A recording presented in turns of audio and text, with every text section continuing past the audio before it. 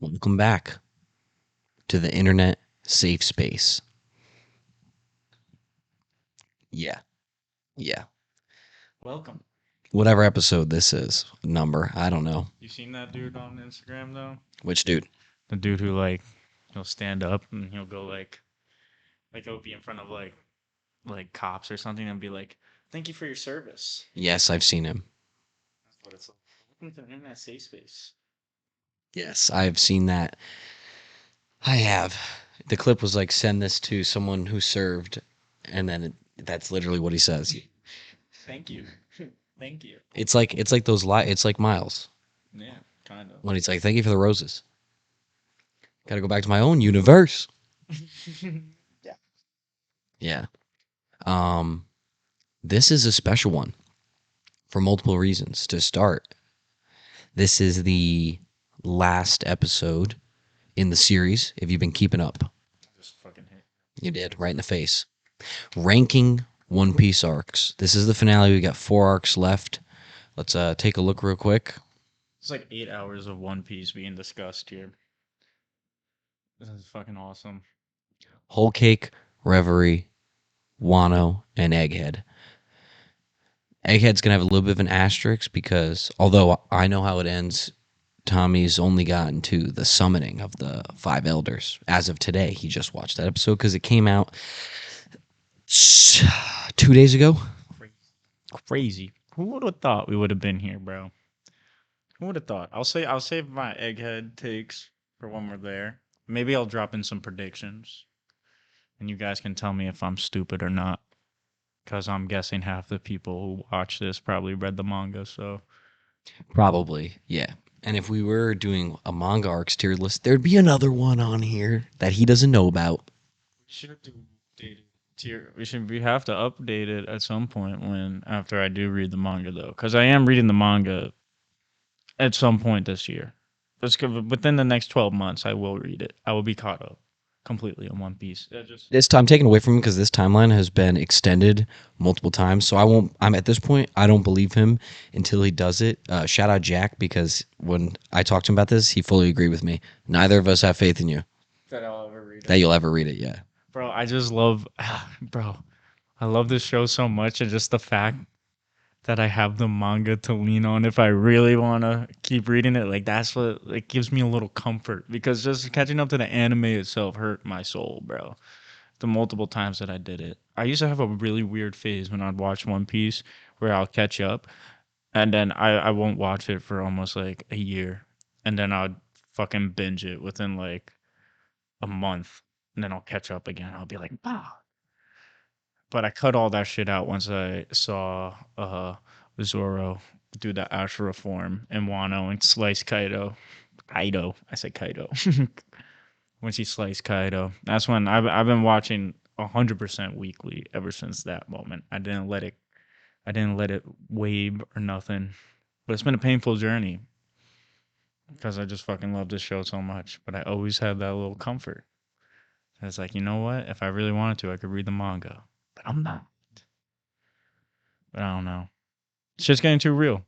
I always said I got to read it before the One Piece is revealed. That was the promise to myself. true. Now that timeline I do believe. Now the second reason that this is special is because this is Tommy's BigMacFlax's last safe space appearance until for like half a year or something, give or take. February, yeah, February more or less probably be the next time he's on, unless we end up doing something virtual. But he is going to Europe to study abroad. So, And there's too many of them. How can I just study abroad? Like, Jesus, there's billions. uh, yes. With that said, it's a good episode. It's a big one, and yeah, I guess technically the series is not done because as more arcs come out, we'll update the list. Obviously, now today we are starting with Whole Cake Island. Now, Whole Cake is a fatty arc. It's an interesting one. This is a big one. It was. I'll start by saying it was unexpected, I guess, because getting Big Mom involved. We didn't think was going to happen with Law's original plan. It was always Dofi and Kaido. We're going to take down Kaido, King of the Beasts. And then there's this Big Mom sidestep where suddenly another Yonko is involved now. Whoa. Um, but that's not even the surprising part. I mean, it is a little. The most surprising part was for me was that you always get One Piece backstory in every arc. Sanji backstory, Guess another it one. was kind of, yeah, he got like a second one. It was not expected, like, because the way it's shown with him and Zev and that whole experience with the ship and Zev cutting off his foot and then them sitting on the island, that whole thing seems like that's Sanji's backstory. Kind of like how Zoro has a small one too. And then now you find out Sanji's got this like whole other side to him, Vinsmoke side. He's got siblings, Germa blood. Now he's getting married apparently. And all of his fucking siblings and his dad are like fucking superhumans. It's like, what the fuck is going on? They're experiments. They're experiments. And Mr. Vinsmoke himself. Do you know his first name? Or like, well, I guess his second name, but I don't remember it either. But all I know, I fucking hate him. All I know is I hate him. also in this arc, Luffy has his first kiss. I don't know if you remember when Luffy gets poisoned. Sanji's sister, like to unpoison him, has to like kiss him. What the fuck does that do? She I don't got super remember. lips. I don't remember. She got super lips. He ate like a poisonous fish. Like someone, I think he got like he was they caught something or it's so fuzzy because Vaguely remember that. and somebody tells him like Robin is like that fish is poisonous. Like we have to cut around the poison. Robin, help me, my. Hold on. I'll fact check it. I'll fact check it real quick, and then you start saying some of the stuff that you like about whole cake. There's a whole lot I really like about Whole Cake. There's like some of my favorite One Piece arcs is just like when it like really delves into our homies, when it's very character driven arcs. I mean, all of them are really are very character driven, but like like Sanji been on the back burner of a lot of backlash up until this point post time skip because he was simping over Shirahoshi and all of like Fishman Island. He was basically just fucking dead. His nose was just gushing blood. But then here at Whole Cake, especially, you never really know what Oda's doing because it was like I got fooled twice because like it's like we're going to Whole Cake Island. Big Mom is gonna be the big threat. So then we're going to Whole Cake Island. I was like, is Luffy really about to fight an emperor this arc? The whole time I'm watching Whole Cake Island, I'm getting ready for Luffy to scrap Big Mom. Doesn't happen, and I like it so much more because of it. In my opinion, it just made it better. And then like I just really like the arc Sanji went on. Uh, in this the arc Sanji went on in this arc. It was a tongue twister, but like having him push aside the crew almost like an Usopp way, where he just doesn't want to get his friends involved. It's more like I think it's more like Robin. Yeah, yeah. Why did I say Usopp? I think it's the only reason I said Usopp because they fought. But Luffy didn't even swing on Sanji because Luffy just kind of knew. Luffy is very emotionally intelligent, which is something that's so awesome about him. Like he's dumb as bricks, but his battle IQ and then his emotional intelligence to just read people right away is fucking valedictorian right there, bro. But no, it was a very painful and good arc to watch. Like just seeing Sanji struggle and then do realize at the end after what's her name? Charlotte, right? Was it Charlotte, the three eyed? The one he was supposed to marry? Charlotte is Big Mom's name. Charlotte Linlin. It's Pudding is the Pudding. Yes, yes, yes. That's the one he's supposed to marry and like, you know, you kind of see where Sanji gets the soft spot for women for in this arc, really. Like with his mom being the only person who really cares about them, and then Reishu, right? That's his sister's name, isn't it Reishu? yeah Think so, bro. yeah right. Um, seeing her being like the only sibling who also cares for Sanji, it just starts to all like kind of make sense. It's like, yeah, I can see why my boy Sanji is the way he is. We'll just leave it at that. But also had a lot of cool moments with Luffy as a captain, really standing 10 toes in that position. Luffy and Nami just kind of like being doing their own thing the whole arc. Because who goes the whole cake with them? It's Luffy, Nami, Sanji. Those are the only three that I remember off the top of my head. Is that it? Brooke is Brooke there, is there. Oh my god, how could I forget and that? is Robin there? No, she's Nah, not there. Brooke is I definitely think it's there. them I four, think, honestly. but also no. Now I might be getting confused because I remember. I know Carrot? The carrot? I'm fact checking it. Yeah, fact check that shit, bro. Because I wouldn't be. I think Carrot was with them because Carrot was on the ship for so damn long, and no, like just you get to meet more of the worst generation post time skip there. You see my boy Beji, bro. It's Luffy, Nami, Chopper, Brooke, and Sanji. Oh, Chopper was there. Forgot. Fucking forgot. They were down so much manpower, missing out on fucking Zoro and Robin not being there. Yeah. Like that's a lot of manpower down. But remember what Luffy said to Nami, bro. He was like, "Don't tell Zoro about this, because Zoro will fucking murder Sanji if he found out what he did to his captain." But fuck, bro. No, this arc is just very heavy in the emotion. It is paced badly too. Well, I'll just get that out of the way. It's a badly paced arc, just because that's the One Piece anime style. It wasn't that well paced, but I. Fuck, I'm gonna say it. Still better pacing than Dressrosa. I don't know. Maybe that's just my contrarian take, bro. Maybe I'm just a deep down Dressrosa hater, bro. Maybe that is what it is, bro. But no, just a lot of rug pulls in this arc. Fucking Straw Hats get a poneglyph. Sanji gets his heart broken, but then Pudding ends up falling in love with him because he sees the third eye, and she thought he was gonna tweak out. And he was like, "No, it's beautiful," because that's the type of guy Sanji is, bro. Just a fucking he knows what's up.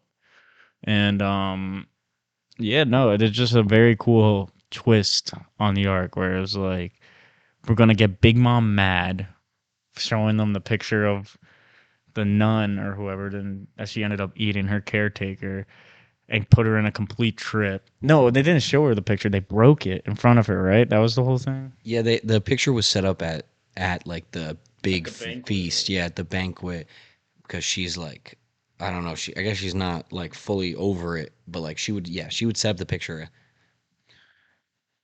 And how didn't they? Who duplicated Luffy? Do you remember? Like they duplicate Luffy, and then he runs and he destroys the cake. Does he not? Or they jump out the cake or something? Like that's how the plan starts. You remember more than me because you watched it recently. Break down this part because this was one of my favorite parts too. Just like the whole way the arc kind of worked around, and you thought it was just going to be a regular One Piece arc. Just like, oh, this happens, this happens, this happens. Luffy versus Big Mom, but it never goes down like that. Like, Yeah, the best part is that I can't even break it down. Whole cake is probably besides Zoe is probably my like least fact knowing arc. I know a lot of big stuff about it and I remember a lot, but I actually don't don't remember how the plan goes. We'll fact check it in a second. But before I do that, I'll say my favorite scene. there's no one moment that everybody loves, and the one character from Whole Cake that we were just waiting to see again. That's not even what I'm referencing right now. That's my second favorite. My favorite scene in Whole Cake is Jinbei standing 10 toes down. Mm-hmm. When Jinbei goes up to Big Mom and says, "Hey, I have to leave your crew." And she says to him, "Hey, you can do that, but there's a cost." Game or life? No, it's just like game Or live. Yeah, it's something. It's something. No, I think it's stay. Like stay on the crew, or you can leave, but give me a portion of your life. It's something like that. But it's dependent on how scared you are of Big Mom, right? It's basically if you have even an ounce of fear, then she can Yeah. take. She can only take life from you if you feel fear. And so she says it, and she says, "I choose life." And then she goes to suck life out of Jinbei, and he just stands there like this. And everybody was shocked. And everyone's looking around and they're like, what the? They're like, he's not scared of her. And Jinbei looks at Big Mom and he's like,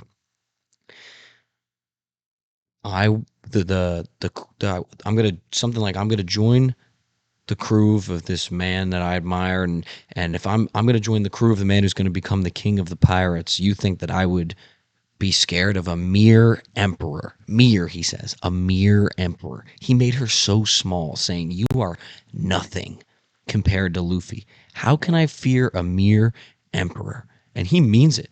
He fully means it. He said, "I can't." He says to her, "I cannot join the crew of the future king of the pirates if I'm afraid of an emperor because you're nothing in comparison. Nothing." So it's coming back to me now. The whole crash of the wedding was because like Sanji overhears Pudding bashing him. Remember? And he said And he's all upset. Yeah, because he cooks her a nice meal and he's like bringing it over. it's the meal to Luffy after Luffy fucking fought off like literally 50,000 fucking people, bro, starving. That was, dude. That's what I'm saying, bro. Whole K character writing of our homies, bro, and how they introduce some new cool homies for the most part is just like it's kind of up there in terms of quality with the One Piece arcs, in my opinion. But also, like yeah, so it was like Sanji crying, getting all mad, goes back, gives Luffy the food. They link back up, and then they come up with this plan with because they find out Beji fucking Al Capone is on the fucking island, bro. That's one of the best One Piece scenes too, bro. When they're sitting in his house, bro. Because think about this, bro. The house fruit. What the fuck is that, bro? Oda had to be on some type of acid or something when he was writing this shit, bro. Who comes up with the house fruit, bro? And he's basically just like a Gundam, bro. He's just like a Gundam, like a living, breathing Gundam. It's so weird. A Titan. Titans are flesh mechas, bro. If you ever think about it like that. Kind of. It's a weird way to put it. They have a sit down, bro. They literally fully have a sit down. Like straight out of The Sopranos, Luffy and Beji sit down. Are you veggie? Are you veggie to push the baby? If you have Big Mom's fucking daughter, that's why they were there, dude. It's all coming back to me, bro. Big Mom's daughter that they meet on Water 7. What's her name? Oh. No, they meet her in Thriller Bark.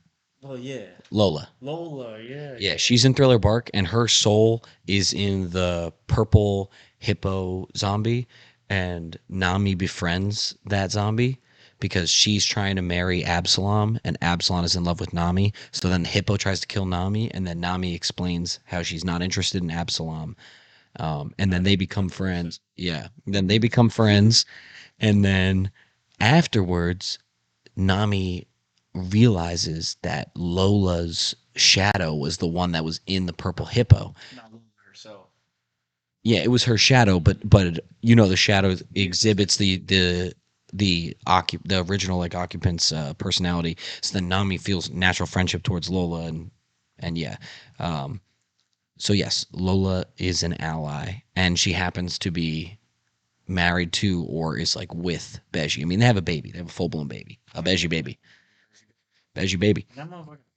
Am I tripping for remembering that baby with a cigar in his mouth? 100%, you're right. And a beard, and a 5 o'clock shadow on the baby. Yeah. Um. There's another scene that I like a lot when Luffy and Nami are captured in Big Mom's like specimen book. Yeah, because she like collects like all different species of everything, and they're like in the book, and Luffy is so determined to escape and help out that he starts like spinning himself. He basically tries to rip off his arms, and yeah. Yeah, it was crazy. It's cringing hard, not in like, ooh, oh my god, so and it was more like I'm not like, oh, Luffy, stop it, my guy, bro, just stop it, dude. But I kind of wanted to see him do it because it was badass. It's just our guy, though, bro. It's just our guy right there. But I mean, we can't talk whole cake without talking about the main star, the main The M, goat, our goat, Katakuri, bro. the Billionberry Man. This is Luffy's true. I mean, Jack was the first billion berry bounty that we see in One Piece, technically, or like the Straw Hats kind of go up against it. It's a better way to put it, but This is the first legitimate 1v1 billion berry bounty fight. Like Luffy needs to prove right now that he's worth a billion berries. And it does not disappoint. The fight does not disappoint, and then the similarities within their devil fruits too just makes it such an awesome matchup. And I love how this whole fight was kind of like centered around like Luffy upping his fucking observation hockey game because Katakuri can see in the future, not Shanks level. I don't think really anybody can see in the future Shanks level that I know of. I might be wrong. maybe Ben Beckman. Maybe fucking emu, bro, or like some stupid shit, but but Katakuri, though, like that was the most like, Oh, and Enaru, I think too, can see in the future pretty well. duh, really? That's where Gear Zero comes from because he could predict all of Luffy's moves. I forgot, bro. He fucking goes dumb Luffy, bro. And he's like, dodging around. But nah, like that fight was so beautiful. Katakuri's character is so beautiful as a villain, to where throughout the fight he just starts gaining more and more respect for our captain because they're both just fighting for what they believe for. Luffy wants to get his homies out of there. Whole cake. He was just there to protect Sanji and get Sanji out. And vice versa. Katakuri, he's there to protect his family because Luffy just ran amok on the whole island, bro. Nobody ever fucking tried to do what Luffy and gang accomplished on this day. So he was there protecting his pride and his family. And just just the way Snake Man, bro, like there's just the way it all kind of played out, bro. Kind of putting both of their ideologies to the test, bro. And whose will is stronger at the end of the day? That's what fucking hockey's really all about. At least Conquer is about how much will do you have for your goals and your ideals. And I thought it was just a very beautiful fight and great hockey mastery because your hockey doesn't grow unless you're fighting another strong hockey user, which is confirmed. So, yeah, it was great seeing Luffy progress through the battle and also seeing Katakuri gain, well, and Luffy, they both gain respect for each other throughout this fight. And yeah, no, just a beautiful, beautiful fight, man.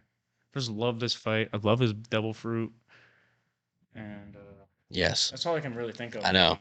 I see you slowing down. Yeah, it's like the gears are. Well, you can't forget about the best moment of the fight, which is when uh Katakuri's sister is not that one, a different one.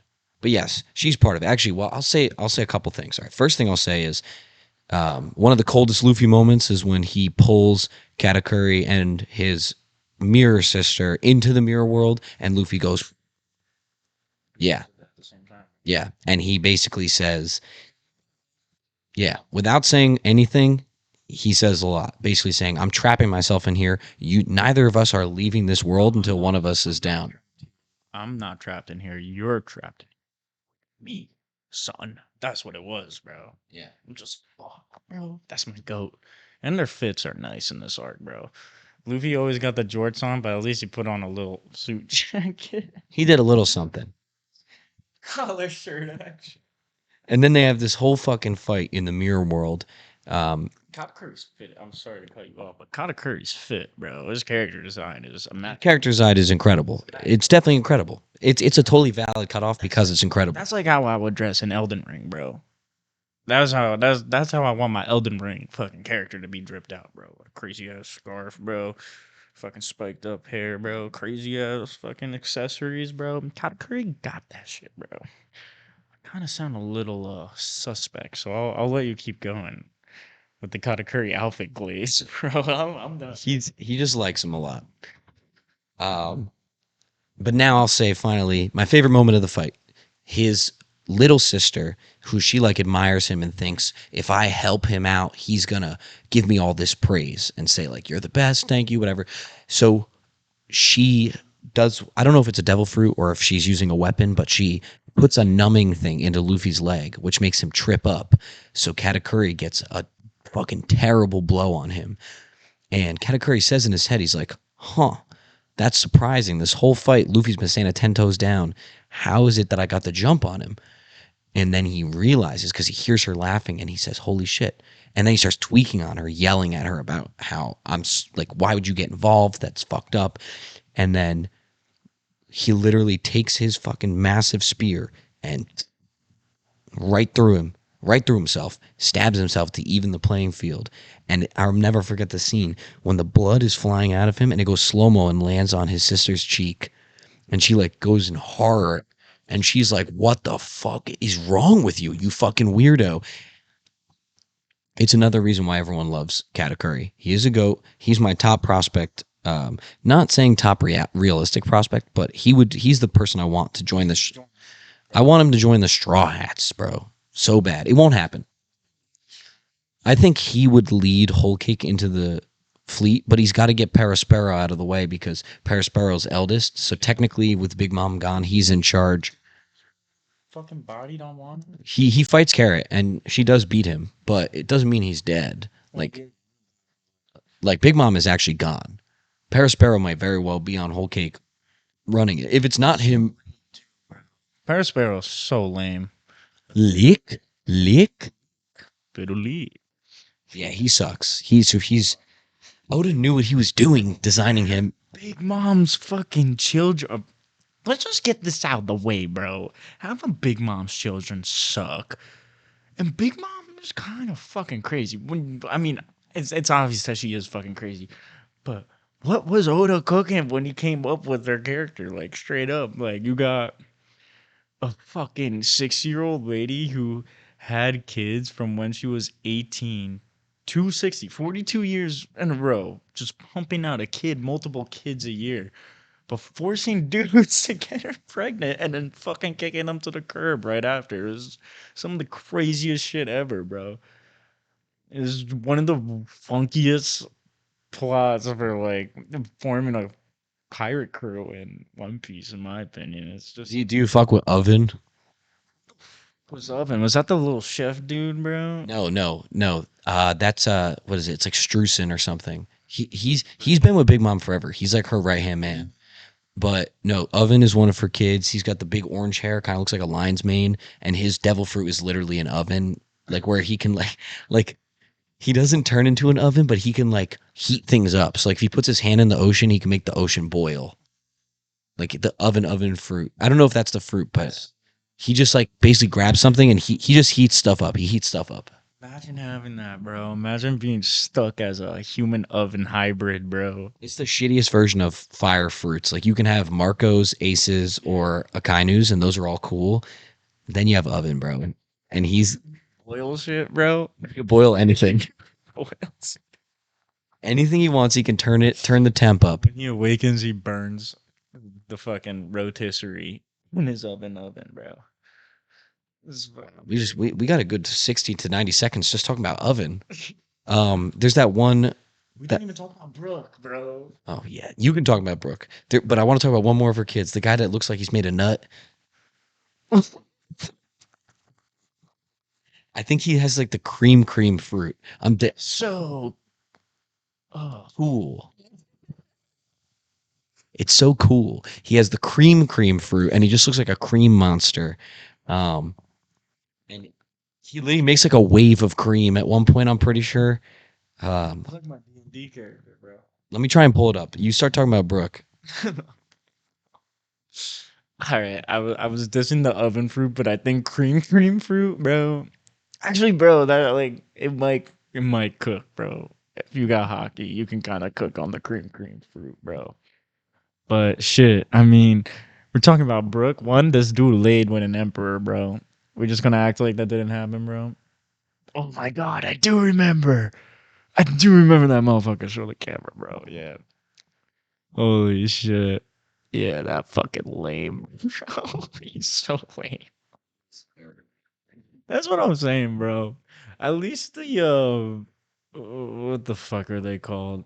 Toby Ropo were fucking cool, bro. And like all them motherfuckers, like Kaido's whole crew was kind of sick, bro. But then like Don Quixote family, that's crazy, bro. Don't show that to the cam, bro. They'll get fucking censored, bro. This shit will get age restricted. Yeah, bro. Look at the little goo man, bro. I can call him a goo man. That's fine, bro. Can't censor that. The cream fruit. It's literally cream. That's so funny, And bro. then I'm pretty sure him and Oven like combine and he like coats everything in cream and then Oven starts boiling it, like heating it up. Holy shit, I'm bro. I'm like so confident that that's like a link I up. fucking doubt you, bro. You fact checked me hard last time, so I'm not gonna question no more fact checks Oh, from also you. I didn't say it before, but it yes, the thing I said about Sanji's sister doing mouth to mouth to suck the poison out of Luffy, that is canon. Did happen. So if you really think about it, Luffy got his meat jerked before he got kissed, bro. Because on Amazon Lily, they fucking stretched my boy's peen, bro. Uncle. But he was kind of chill with it. He was like, "Yeah, what? You mean these, bro? These the jewels, son. This is the One Piece, bro." But fuck, I gotta stop talking about Luffy's penis. Talk about Oh yeah. talk about for this arc. We did talk about it for about half an hour. Oh my god, yeah, we fucking did. Holy shit. I mean, yeah, I mean this arc just has a lot of stuff in it, bro. And we didn't tell I know, we didn't argue about this arc beforehand, bro. It wasn't like no Dressrosa, Marineford, Impel Down thing. Like we just slid right into this stuff. So Brooke obviously Brooke obviously has his fucking A1 fucking straw hat moment, bro. Going toe to toe with Big Mom and stealing the fucking poneglyph after laying in bed with her, bro. Gangsta, bro. That's Soul King, bro. That is one of my like. Brooke needs to fight fucking more heavy hitters in One Piece because he is. I love all the straw hats, but he's up there, bro. Like he is just so fucking awesome, bro. He is like his whole like shtick where he uses ice because he's dead and like all that shit. I think it's like a little play into like because he's dead, he has like a Yes. mastery. Yeah, so I think it's like I just want to see him fight more cool people. I mean, we get that in Wano. Him and Robin have their little team up and all that, which is really cool. But here is like where it's highlighted, where like Brook is truly 10 toes down for Luffy and what he's trying to accomplish. Does this whole poneglyph shit on his own, bro. Nobody was fucking. Nobody really knew Big Mom had a poneglyph on the island. Like Brook finds this out, does his own little espionage mission, bro, and comes out successful, bro. Squares off against Big Mom. Beautiful. Beautiful. He definitely soared up my rankings at that point, bro. Because this was like prime, like Usopp just had his moment in Dressrosa, so I'm still high on that Usopp wave. And then the whole cake, we get our Brook moment, and I'm like, fuck, bro. Like, I can't wait to see what these motherfuckers do next. And now we're in Egghead. Usopp ain't do shit. At least Brook's kind of cooking an Egghead, bro. He's kind of cooking an Egghead. And Brook cooked in Wano, too, bro. But that's for Wano. Fuck, where do you want to put this, bro? I've been yapping so much. Yeah, this is the longest we've talked about an arc so far. Yeah, there's just there it is a big one. There's a lot that happens. It's one of the biggest arcs so far. And there's a lot to break down. I mean, we didn't even talk about the Cracker fight and Tank Man and all the possessed woods. Yeah, Tank Man is lame. I agree. And we're not going to talk about it, but I just wanted to mention it just so people know we didn't forget. Um, holy shit. Let me think. Um, no, it is an A. I'm trying to figure out where an A I want it to be. I mean, probably. just because of the pacing. Again, same with Dressrosa. I love the story for both of these arcs, but I just can't justify putting them in S for how long the arcs are when they don't really need to be this long. I know it's like, gonna catch up to the manga. I don't care, bro. I don't care. Do what One Piece just did. Do that 6 month break so we can get some cookery episodes that we're getting now in Egghead. Even though it does suck. I hate seeing to be continued, but like we squeeze in a little more content in that shit or make it cinematic. This is when One Piece did start getting like really nice and you like cinematically pleasing, I would say, with the animation because like you get the whole one Sanji kicking Luffy in the face is animated beautifully. As much as I hate watching that scene, it was a beautifully animated scene. And yeah, Snake Man, that whole fucking the whole Snake Man power up is that's like the best. No, Tommy, What? we can't keep talking about the whole game. Yeah. All right, bro. It's definitely. I would put it above Dressrosa. I don't think I'd put it above Water Seven though. Um, I wouldn't put it above Dressrosa personally. I would put it. I'll put it between Dressrosa and Arlong Park. Hmm. I don't know, dude. Even though my Arlong Park glazed gene wants me to put it below Arlong Park, to be honest. But that's because I think Arlong Park is perfect. That's kind of how I look at a lot of these arcs. Is like I think if you're an S tier, you should be perfect. That's why I think Arlong Park should be there. I will put it. I will put it under Dressrosa just because we see Gear 4 for the first and like Awakened Devil Fruits and all that shit. Like I was just going off the Luffy fight, bro. Cause that's what it really comes down to. Luffy versus Doffy is more entertaining when you're watching it the first time because it's Gear 4. Yes, you do get two Gear 4 transformations, like variations within this arc, but I think just the whole like Doffy was built up for way longer, so it was more pleasing to see his shit get rocked than it was Katakuri. Because at the end of the day, yeah, I like Doffy's backstory. I was like, oh, all right, I get it, but he's still a bitch. Katakuri, I'm like, this is a man. This is a homie, bro. He was just born on the wrong side of the sea. So yeah, I'm with that. All right, let's get it up there. 40 minutes later. Even though no, I just basically said I like Katakuri way more than Dopey, but I'm still I just like seeing Dopey get his shit rocked. I still one of the few changes I'm going to fight for when we get to the end and we start flipping shit around is I'm going to fight for Arlong Park to be an S. That's gonna be my biggest crazy fight because It's a losing battle, dude. my the way that I think about an arc that goes in S, if you put something in S, it's because you think it's perfect, I don't think so. and I do. So we'll see what happens. I love Dressrosa and I glaze it, and I think it's perfect, but in a different way. Arlong Park, I genuinely would never change a single thing about it. It's not paced poorly. There's nothing wrong with the story. It's just beauty. But we don't need to talk about that now. What we need to talk about is the Reverie, Mm. which that should not take us anywhere near as long because it's super short, super short. Just the first time I caught up in One Piece, I got to the Reverie, bro. Why don't you talk about it?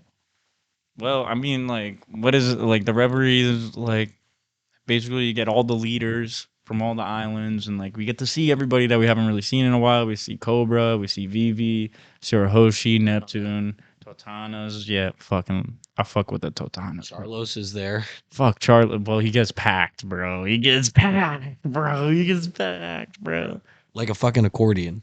Nah, and by Neptune's Goonies, bro. By Neptune's sons, bro. It was just fucking lit, bro. Don't remember their names, but I fuck with them way. I fucked with them way more after seeing that, bro. Fishman was boring, so I didn't really give a fuck about any of them. Besides Shirahoshi being revealed as the ancient weapon, but that was really it. Like I was like, all right, cool. But nah, I just think Reverie is just a really cool arc. Get to see a lot of people that we've run into over the years. See them all kind of share their stories with Luffy. It's like, oh, you know Luffy too? Remember all that shit? And then they're all like kind of talking about him and all that shit. It was a fun arc to see. Um, oh yeah, fucking Sabo and that bitch, fucking. I just love anything like when it comes to One Piece. I love anything that kind of like dives into the world building. I know I talk about characters a lot within these arcs, but the world building is like why this show is as good as it is, alongside the characters. And like this arc is just purely based on world building and kind of just like itching us closer to that final saga that we're in right now. Ah, But yeah, that's really all I have to fucking say about it. I think it's I think it's just a fun arc to watch. I'm feeling a B tier right away, but I'll let you talk about it. Sure. Is this is emu reveal, right? Is this when she looks at the Wano poster with the giant straw hat? I'm pretty sure like everything emu related outside of the stuff in Egghead happens now. Like I'm I'm pretty confident Reverie is when Sabo gets like kind of when does that happen? Is that That's post Wano. shit? That's post one of that pack up. I don't know if Emu's even addressed then in the Reverie. Um, She said that, and I thought a crinkle in my brain. let's see, hold on. Um, yeah, look, it says Emu's first appearance is in an episode titled "The Holy Land of Marijwa," and it's the giant straw hat shit. Yeah. Um, And then he's holding he's yeah, the holding Wanted poster. Yeah, he's got the Wanted poster. Um, man, oh, don't look at that, please. Sorry, we're showing new manga panels, so don't look at my phone, please.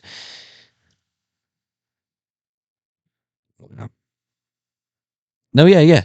The arc, it's the Reverie arc. That's when Emu's first. Yeah, okay. So Emu's is first appears in this, so that's big because now you're like, who the hell's this Emu character? This is completely new.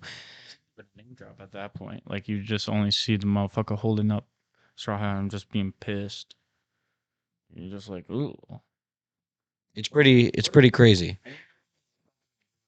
He just causing terror at whole. I mean, it definitely is, but you don't realize the significance to it yet. You don't even you. One of the things with the whole like gum gum fruit reveal is like you just had literally no idea the whole time, just because it's like, yeah, I mean, like, I guess it is kind of weird that he can like do all this fucking wonky shit with the fucking with rubber powers, how he can condense himself and fly around and bounce, man. Or I mean, but it all kind of makes sense, like in a way. You're like kind of just write it off to like almost being like hockey related or something, so you never really think about it. And at this point in time, you don't really know why Emu is tripping as hard as he is, but it's also very awesome to see our boy getting dirty praise from the government, bro. And then like the giant straw hat. I mean, it just confirms, at least in my head, that Joy Boy was a fucking giant back in the day. But yeah. What else you thinking about this arc? Like I'm kind of like this one is so quick, bro, and it's literally just like a straight setup and world building. Just letting our homies like a quick reminder of who's in the story, like almost. That's what it feels like. But it's a happy reunion. Is this when we first do we is this when Wapple and Vivi get together? Or that's all after Wano? Okay. It gets confusing because you get scenes from the Reverie after the Reverie arc. So it's like it confuses me because I'm looking stuff up now just to remind myself. And like, think about it. Sabo goes to Marijwa during the Reverie, but then you said, like you said, we don't see him interact with Emu until after Wano. But technically, that happened before Wano. You know what I mean? Like timeline wise, because that happened during. Siding with each other, like they both were happening at the same time. Yes, exactly. But the Reverie arc happens before Wano, but you don't find out what Sabo was doing there until after. It said you the Sabo thing and what happens to Luisia. Leloucia. Anyways, yeah, Reverie arc was, it was nothing special. It was an arc, and it was not bad. It was good, and there was a lot of world building, and I liked all the character interactions, obviously. So I'm fine with a B tier as well. Putting it above Drum Island. I low key, yeah, like when we're switching this around, I'm putting Drum Island in A. Um, I'd put it, I'd put it right under it, over Punk Hazard for sure. I think that's a fair spot to slap this dude at. What are you thinking? I don't remember. Did you say below or above Punk Hazard? My bad. Above. I definitely enjoyed the Punk Hazard more than this, though.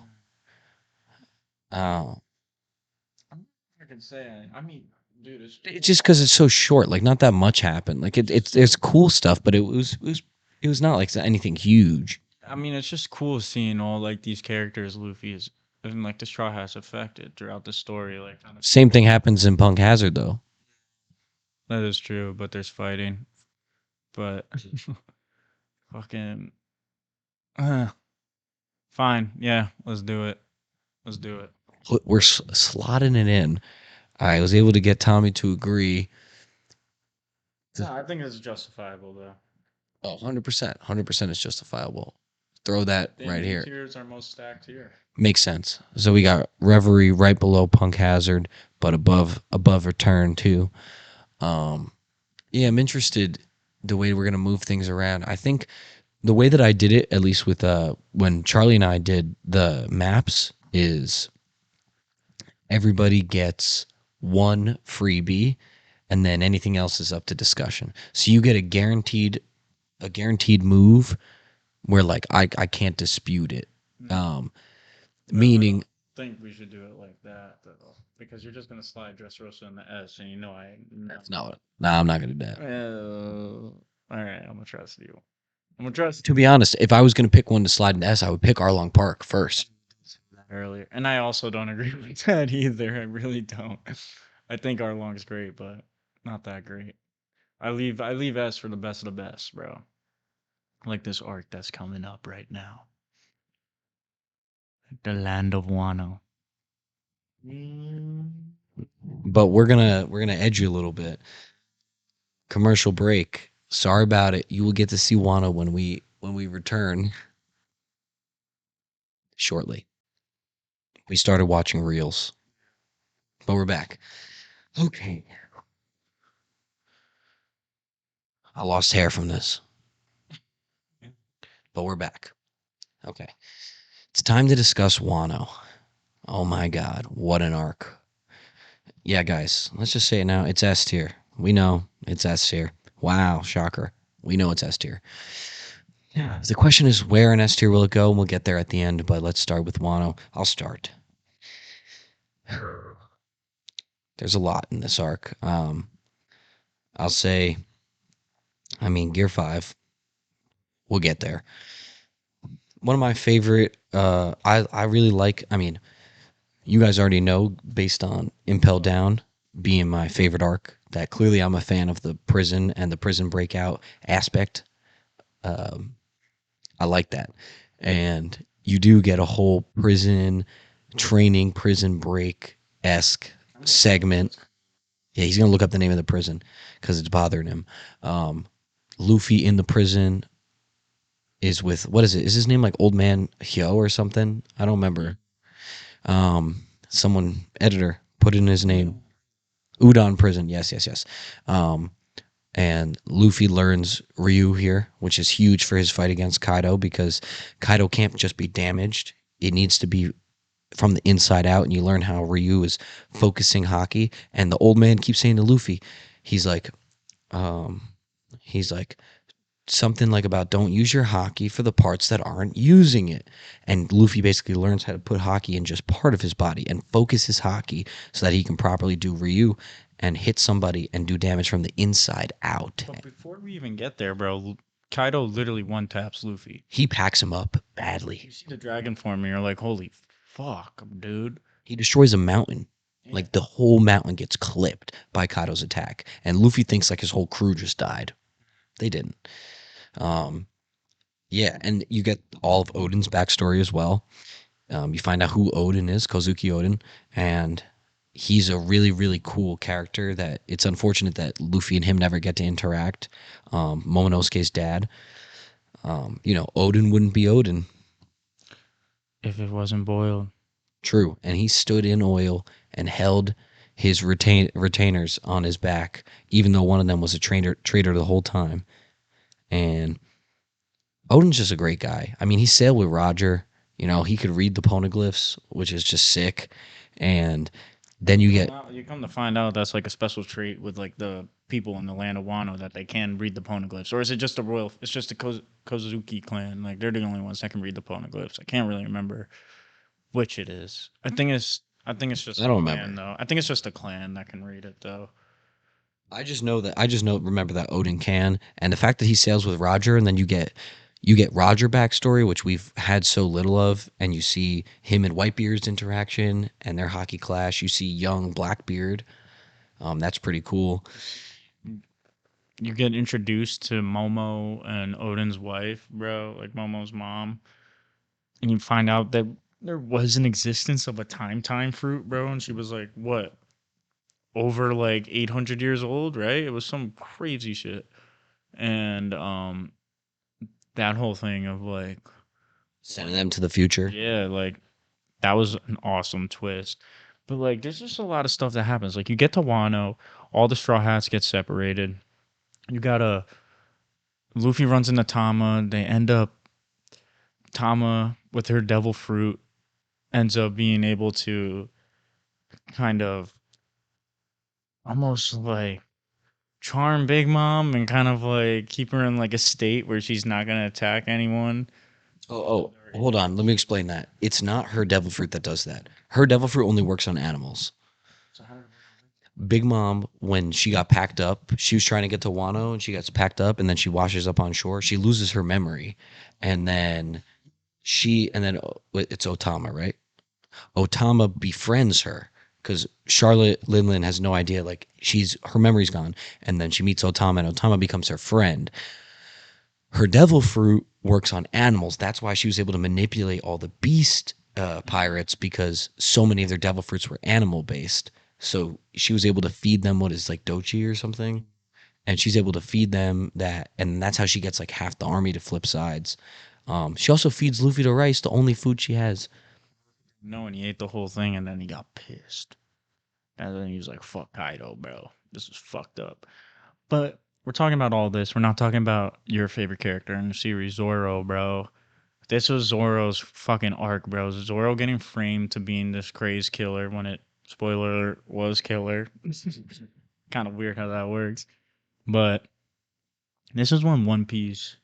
I know I'm always saying like One Piece is like the way it was animated back then till now. It was just it was hit with that older anime style. I mean, and I did appreciate it, but it got really boring up until like mid 2010s when I've watched way better animated shows up until that point. Like, and I've seen what good animation can really look like. I had something to pit them against each other.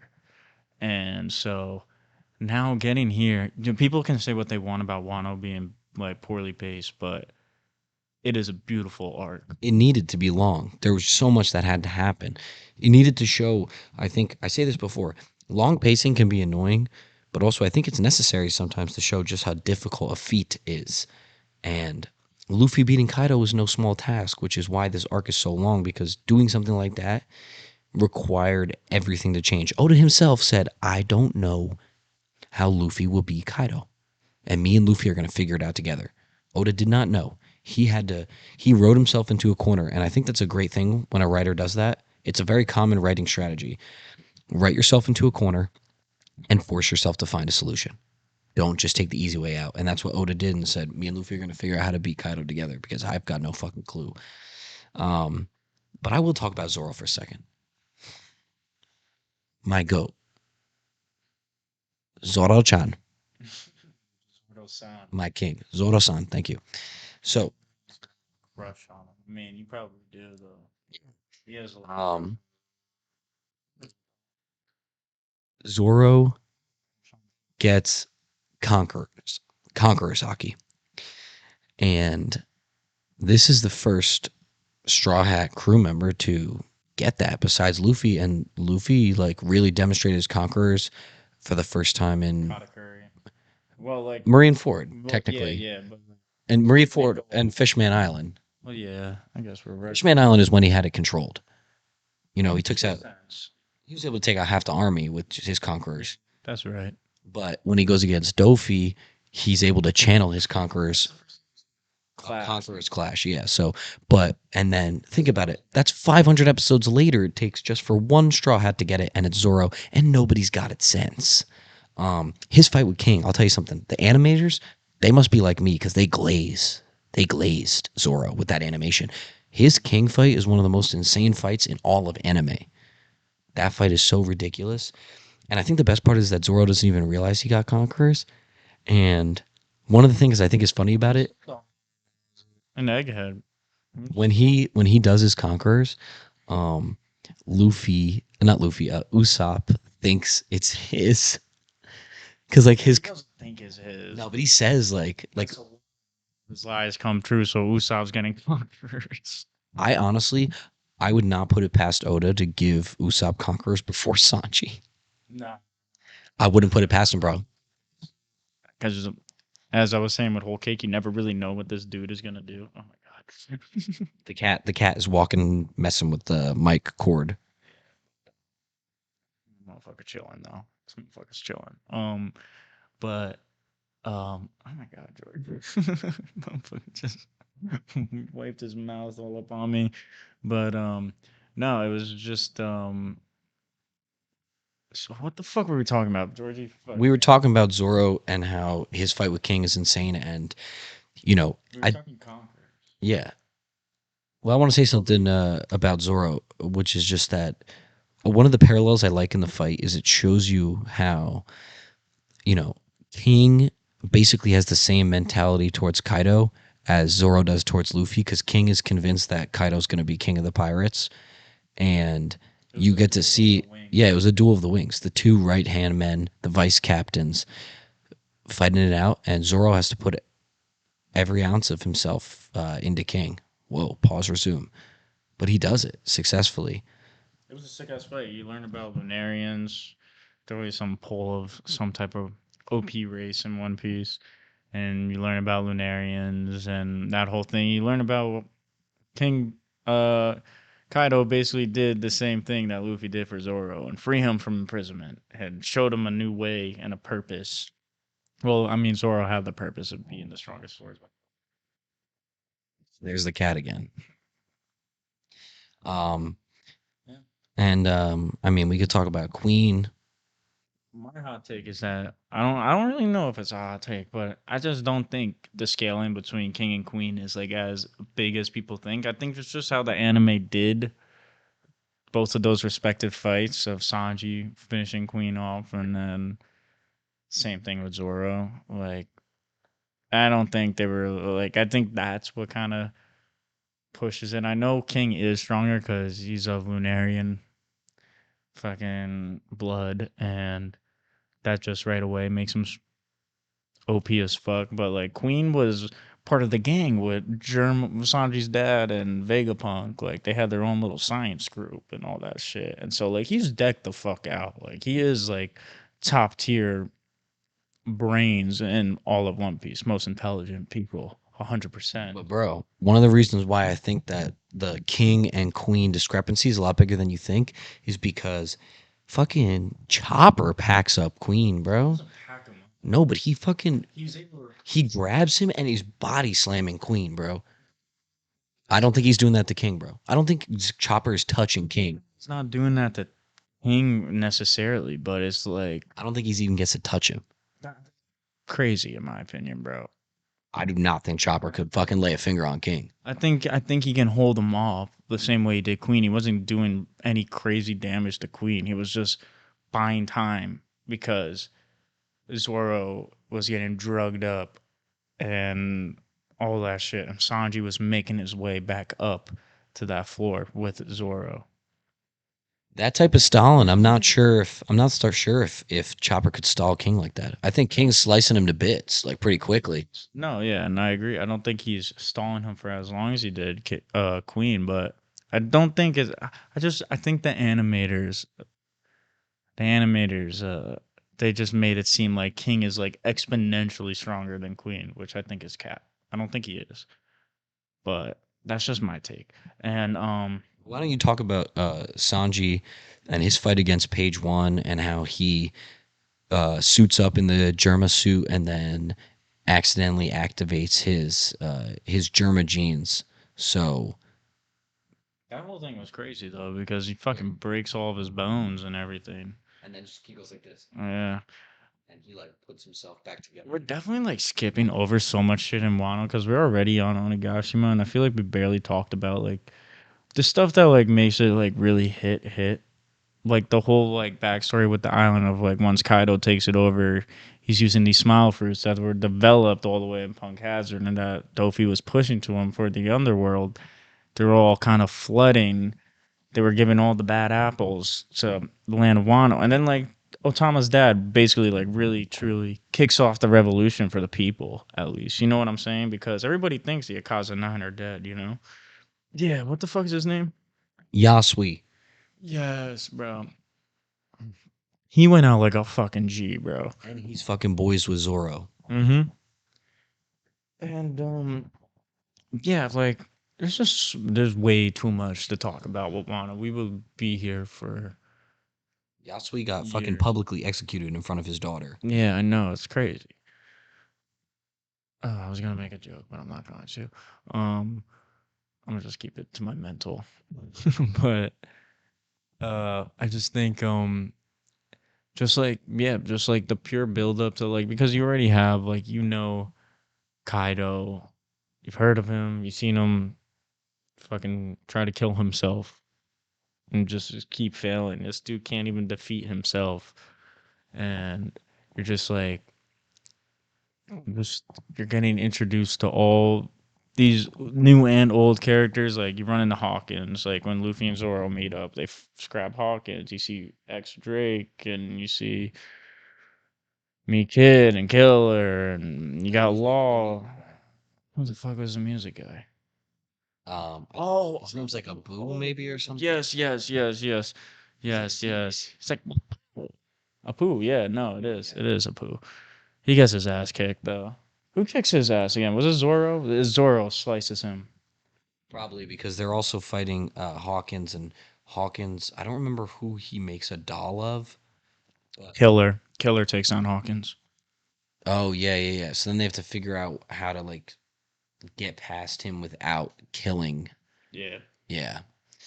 Bro, but then it's also like you get into like just like the whole like you find out the whole backstory. Like we glazed over it, but we really get our first like true like visualization of what it was like for the Roger Pirates to be sailing. I mean, I know it was the latter half of their journey, but it was like you finally you finally get to see Roger in his prime and Whitebeard in his prime. You see them fight. You see Odin switch crews to Roger's crew to help him read the poneglyphs, and it's just like God, there's so much good shit in this arc. It is so well animated. Once we get to Roof Piece, that pull up of the Akaza 9 all back in action is like black and white, bro, and you just see them kind of ripping through everything and causing a big old scene. I man, I really love Wano for what it does for One Piece and how it was just like for me, I just hold it to such a high regard, and it is my personal favorite arc. And I literally just think it's because I waited years to see something like this happen. See Luffy fucking take down, like we all have. But people will have different takes. At least for me, it's just the culmination of my journey through One Piece, and finally getting to this moment where you can, as Sanji and Zoro say, if we win this fight, we'll get a glimpse of what it would be like as Luffy as king. And I truly felt that in Wano. I was like, fuck, this is beautiful. But bro, I can't really think of anything else because it's just so jam packed right now, bro. He actually just Really reminded from the me. beginning. Yeah. He reminded me. This is another Onigashima thing, but one of the things you reminded me of is when Zoro says, and it's like one of the first times he verbalizes this, but he's talking about Luffy being the king of the pirates and like fighting for him, and he says, "My captain and my best friend." It's the only time that I can ever remember Zoro saying out loud that Luffy is his best friend, and it was such a small moment that just hit so hard when watching because I was like, "Wow, like Luffy and Zoro are best friends. Like that's his first crew member, bro. That's the guy that took a chance on him when he had nothing. He was in a rowboat, and Zoro said, "I'm gonna sail with you. I'm gonna follow you." Luffy finds Zoro just stringed up. And he says, "I want you. I want that guy." Give me that dirty race ball on the ground though, bro. Remember that? It just showed Zoro's character. Man, I just fuck. I love Wano so much. I love One Um, Piece, bro. I love One Piece. I love it. I can talk about this arc for um, hours. yeah. What else happens in the beginning besides Luffy getting packed up? I mean, Zoro versus Killer. Zoro linking up with The green-haired lady? yeah, what's her name again? I don't remember. She was like the shaman. He lays with her though. He does. W Zoro moment. It was W Smile moment. Sanji even pulls in this arc. This is like three major arcs in a row where Sanji pulls, and it's always Sanji. I mean, now I can't even say now because he was doing it for Bonnie until he realizes. I'm not gonna say it here, but he stops the simping for very, very, very, very good reasons. Very good reasons. Now I'll just leave it at that. Shouldn't even been simping. But You could talk about. no, I'm just saying, like he was just pulling. Like he pulled three arcs in a row. He had the clairvoyant Don Quixote lady. I forgot her name, bro. Already. He had pudding. Ends up he pulls Oh, pudding. her name is Violet. Yes, I always forget her name. And then he has the lady with the mouse living in between her titties. You know the pink hair girl. What the fuck was her name again? Because he was I wearing genu. Soba. Because he was I don't remember. Soba mask or some shit, right? Like, Oh my God, Soba mask. Holy shit, I forgot about that. Yeah. And then Usopp is running that stand for the fake cream.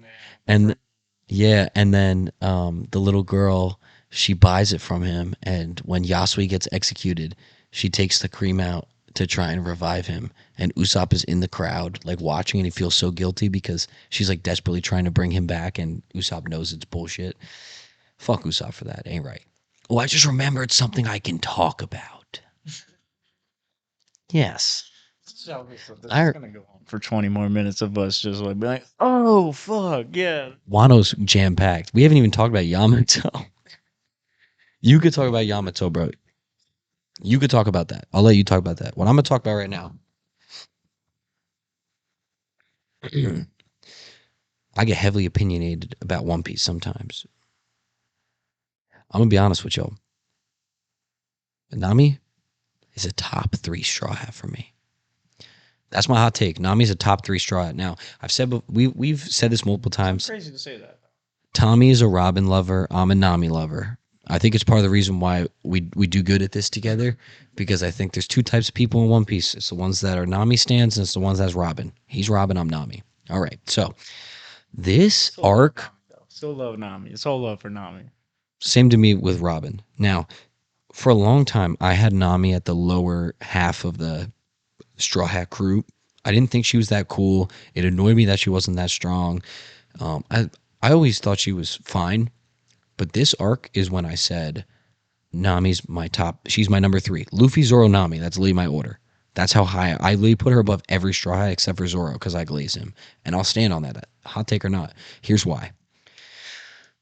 In Wano, when Nami and Usopp are fighting Ulti, she's beating the shit out of them. They're losing badly, and Ulti gets Nami in a point where Ulti can basically kill her, and Nami is sitting there and she's like, "I'm dead. This is it. Like I don't know what to do." And Ulti's like, I won't kill you."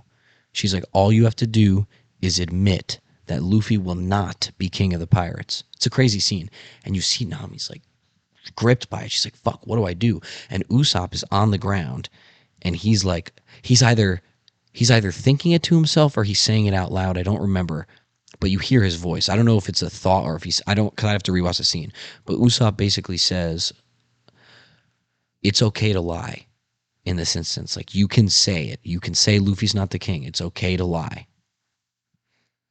I'm gonna be honest with you. That dropped him so fast for me because I was like, bro, I get it. I know you're scared. I know it's life or death. I know you could lie, but the fact that you're folding and saying you're not going to stand 10 toes for your captain When he did it before in Alabasta, when he did it before, that's what annoyed me more. He did it he did it and he was weaker. in a weaker, less experienced, shittier version of Usopp state. He was standing 10 toes down for Luffy. And then in Wano, he let it go. And I didn't like that.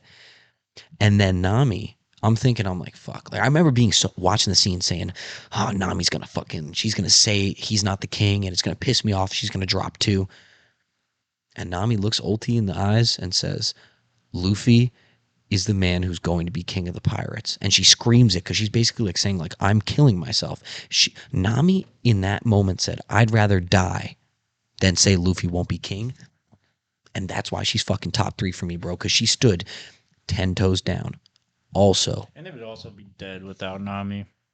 yeah, she's the navigator, bro. She has the quadruple log pose and can actually read it. And it's actually funny because that log pose, they say it's a guide. It's not an actual map. You still have to have navigator intuition to properly utilize it. And so that also makes her a major asset. And then, bro, I'm sorry, her getting Zeus is actually so fucking cool. Her getting Zeus is so fucking Well, she cool. got Zeus in Whole Cake, but then retamed Zeus after the whole roof piece thing where Kid, Law, and Zoro and Killer like go to separate Zeus from Big Mom while Luffy deals with Kaido. Yeah, because Zeus gets replaced. Yeah. Big Mom ends up making a female Cloud to be the girlfriend to the sun. And so, and Zeus is like, but Mama, like, I'm with you. And she's like, no, Zeus. Like, she kicks him out, basically. And then he goes back to Nami and begs to be be part of her again. And then he's like, we have me back. And Nami ends up accepting him back. Question. If Big Mom truly did die, wouldn't that mean Zeus is dead too? Because Zeus is tied to the Soul Fruit, which is tied to Big Mom. Or does it just not matter, you think? Yeah, I've read about this before. It doesn't matter. It's like because Big Mom takes part of her. Yeah, I think she's dead. But also, I think it's like Big Mom takes part of her soul out, so now it lives as a separate entity. So her devil fruit power is nullified for like her using it, but I don't think it's like where your devil fruit affects something. I think Zeus is literally a separate living entity, which is why he can continue to exist even with Big Mom gone. Also because I think he's partly a devil fruit user as well. So it's like since her soul is tied to the devil fruit, when she takes part of her soul out, part of the devil fruit user is taken out. So it's like think of it this way: 90% of the devil fruit user is dead. 10% of Big Mom is still alive in Zeus. Therefore, the devil fruit's not nullified. That's like I think what the community has agreed on is like why it's possible. About that. Like it was something that was always in the back of my mind. But I think she's dead as I just fuck. want a Big Mom. Yeah, I want her to be dead. So I'm just She serves nothing to like her coming back serves nothing to the story. It'd be a waste. bringing Kataguri back though. That would serve. But yeah, Zeus basically making gave Nami is like ridiculously strong with Zeus in her arsenal. She could stand 10 toes against most enemies now. I always called her like the fucking backspace type of character in One Piece, bro. Like because like when she got like when Usopp made her the fucking weather staff Climb attacked. time attack, yeah, and like you would just see Nami use that shit and just delete thousands of people at once, and you're like, all right, yeah. So she is strong. She is strong, and I was just like, yeah, as you said, like Zeus is just another level though, and She has a Yonko level weapon, yeah. more or less. That's the way to think about it. She has tamed him and has the weapon of an emperor, and Zeus is fully loyal to her, and she could probably hold her own against most non Yonko level threats. most ulti type of threats, like especially because Zeus wasn't with her when ulti was fucking her up. I don't think. No, he wasn't because he would have protected her. Yeah, it's been a while, but then like No, yeah, all the Straw Hats kind of get some pretty. Oh well, not all of them, but a lot of Straw Hats get some cool power ups in this, and like a lot of cool moments. You Um, could talk about. Well, I talked about Nami. Why don't you talk about Demon Robin? Demon Robin is incredible. well, one Sanji coming to after that whole thing of him trying to keep the crew out of his problems and Whole Cake and coming all the way around, and you can see it here in Wano where he asked for Robin's help. Beautiful moment. Brooke was there too, I think, somewhere nearby. No, he was. Brooke and Robin were there, but then Robin stole the show. I don't know. It wasn't confirmed if it was a Devil Fruit Awakening or what the fuck happened with that demon form. I'm assuming it is, though, because this was when we really saw a lot of awakenings be utilized, like Laws, Kids, Luffy's, and like you just see a lot of awakenings go down. And so I'm assuming it is, but it was. I feel like it would have been confirmed 100% if it was an awakening. Maybe it was just like a gear forward to a non-awakened devil fruit, almost. If you get what I'm saying. The clutch was diabolical. When Hmm. she fights, I think the enemy's name is Black Maria, Yeah, the yeah, spider the lady. spider. Yeah. When Robin fucks her up, I mean, Robin jumped on my list too. Like I kind of like Robin more than Frankie now, to be honest. See, that's so hard for me, bro, because Frankie also has one of my favorite moments in Wano when this motherfucker literally rides a motorcycle on Big Mom's face, bro. Nami's shitting her pants, bro, and Frankie looks at Nami while he's charging up his fucking beam, and he's like, Nami. He's like, I know you're scared, but don't you want our captain to be king of the pirates, bro? And then so like you kind of got like your quote unquote. I'm not saying they are, just in the eyes of everybody in the One Piece sphere, like living in that world, like the Straw Hat fodder almost, like those lower tier Straw Hats. You had Frankie, Nami, Usopp, Chopper, all on that main floor. Sanji and Zoro are nowhere to be found. Robin is one of the other heavy hitters, and she's not really Finds around. himself in that weird middle ground. Brooke is in that middle ground. I'm like, he's He not like heavy hitter level, but he's not weak. fire He's either. not Yeah, weak at all. he's not in the same class as I think the Usopp or only Chopper. and I you can't really even say Chopper's that fodder anymore because like we were talking about before, he was able to stand 10 toes and kind of throw Queen off for a bit. Zuma, zuma, zuma, zuma, zuma, zuma, zuma. I completely forgot about that shit, bro. That shit awesome, bro. Him and Luffy sumo wrestle in Udon, bro. There's so much, bro. There's literally so much you can talk about with Wano. Um, this is probably like I feel like this is how like a schizophrenic would break down Wano, bro. Like how we're just like going back and forth, back and forth. Onigashima is besides the prison. Onigashima is like the best part. Obviously, It's yeah. just so good. And then Roof Piece.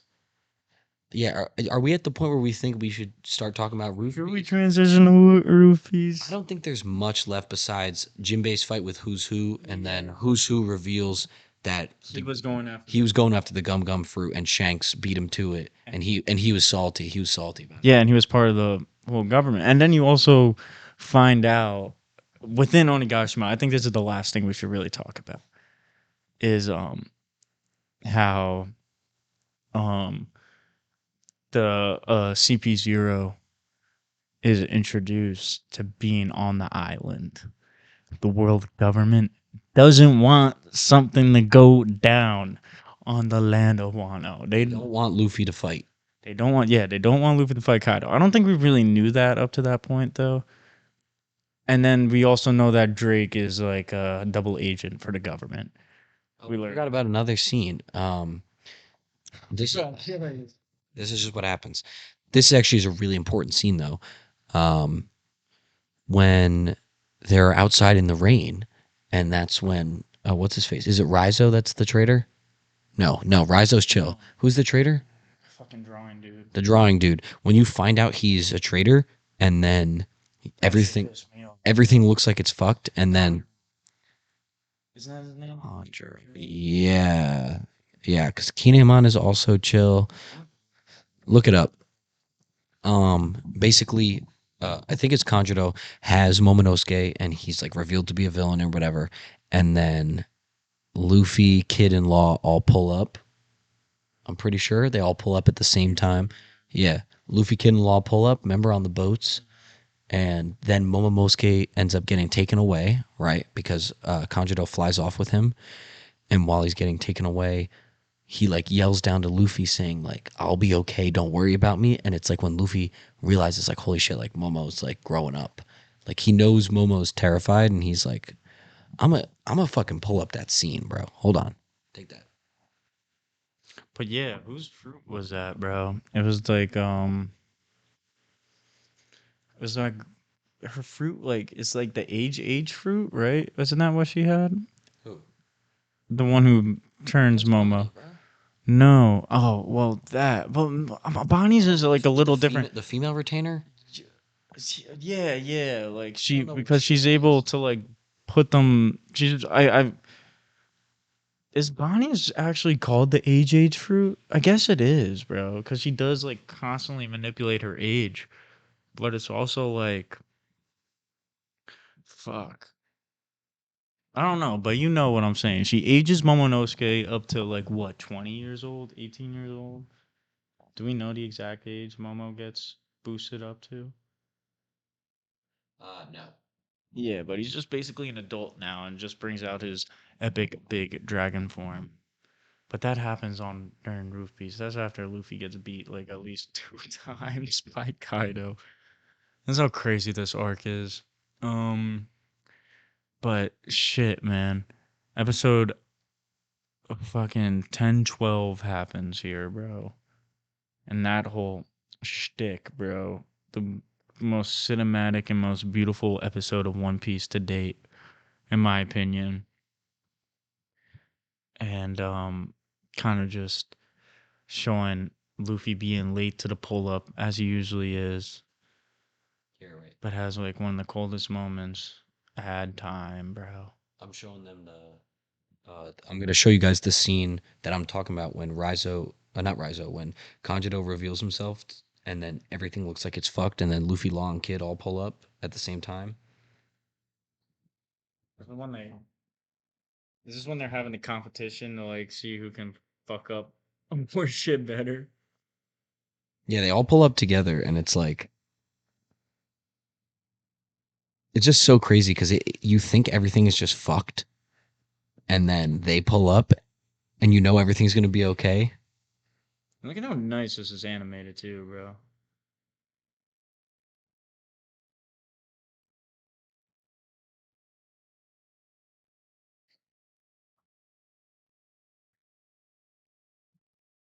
Fuck, dude.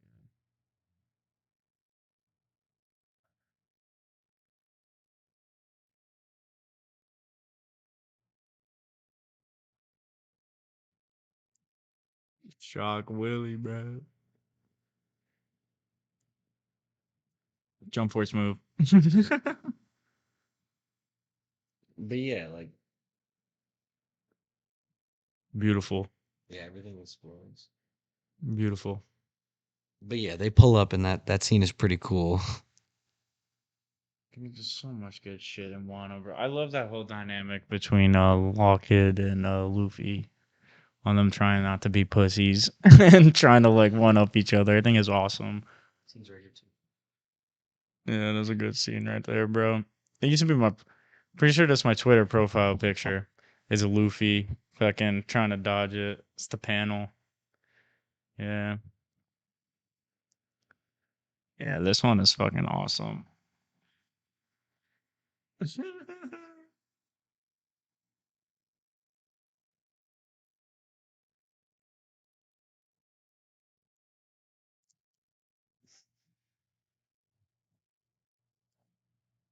Zoro gets so pissed about that too. Bro, Zoro literally fucking deflects one of the attacks because they tried not to be a pussy, I'm pretty sure, bro. Is that when he did it, bro? I don't remember. Why I don't know we do you just want to watched it. do you want to talk about all right, I'll give you two options. You can talk about um Luffy's red rock which is combined with Ryu and it hits when he actually knocks down Kaido, or you can talk about when he walks past Kaido and Big Mom. Just makes those that's two in one right there, bro. They're both coincide right with each other. He does the red rock when he pulls up. He busts through the door, he busts through the door, ignores Big Mom and Kaido, walks to Kiemon and gang, who just got pieced up on the roof by Kaido, and I bawled my eyes out here. I actually bawled my eyes out here when Kiemon is grabbing Luffy, just fucking gushing blood, and he's just like, Luffy, can you carry the land of Wano on your back? And Luffy's like, of course I will, bro. Looks at Law and he's like, Law, get him out of here. And he's like, I don't like when you tell me what to do, Luffy. Room. Boom. Swaps him out. Luffy jumps up. Red rock straight to Kaido's face. Big Mom's like, what the fuck are you doing? Like, it all coincides in the one. And then it's just the most immaculate pull up in anime. Almost. It might be. But there's just one more pull up. There's two more pull ups in this arc that are just like so good. Because then the other one is when Luffy gets defeated one of the other times when he's 1v1 in Kaido. Right after Momo gets 8. He gets defeated a lot. 3 times. He gets defeated. It might even be 4. Well, if we count the one at the beginning, I'm thinking on the roof. He goes into the ocean that one time. He gets, yeah, maybe it is. I think it's only 2 on the roof then. Because he always got back up, like when Kaido was just straight smashing him that one time with his mace or whatever the fuck, mace bat combo, whatever he wields. And yeah, like I don't really count because Luffy didn't really actually, dude, he did get knocked out there because he was making, or was it there or was it the first time he gets fucked up? Kaido's looking at Luffy's face and Luffy's knocked out face is still looking like directly at him. I think that's when he first gets fucked up. That's when he first gets fucked up, for sure. Yeah. And Kaido was getting pissed about that. But what I was gonna say is like my second favorite pull up in this arc. It can easily be rivaled as one of the best. Is Luffy riding Momo pause and Yamato. Well, Yamato, we barely talked about Yamato this arc, which is crazy. But Um, he, according to her, she does say he is peak. yeah, and like fucking strong as fuck too, dude. She's fucking insane. And I mean, you would make sense being Kaido's daughter and all, but like just like how she is charging up that one attack, the fucking like Baby Thunder Bagua. yeah, that's what I was about to say. Shoots that shit out. Luffy's on top of Momo. So get forward. Snake Man, bro. It was just the coldest transformation, bro. And they both launched the Wombo combo attack and really fucking hit Kaido good. Can't even say fuck him up, really, because that's how fucking. Kaido's a raid boss, bro. That's what this all is, bro. Like, it's just like a Destiny raid boss right here. Fucking grouped up with your party, just fucking spamming bullets into this stupid ass boss, bro. Just hoping you'll fucking take him down 30 minutes later. But, it's that, and then obviously G5, bro. But I'll leave Gear 5. You can introduce Gear 5 for the audience, but those are just some of my favorite moments. I really like how when like as the fight goes on, Luffy starts to understand Kaido more and better control of his hockey. And then once he's like purely confident in it, he tells Law and Kid and Zoro, he's like, guys, it's alright. He's like, well, take him downstairs. I'll deal with Kaido. You deal with Big Mom.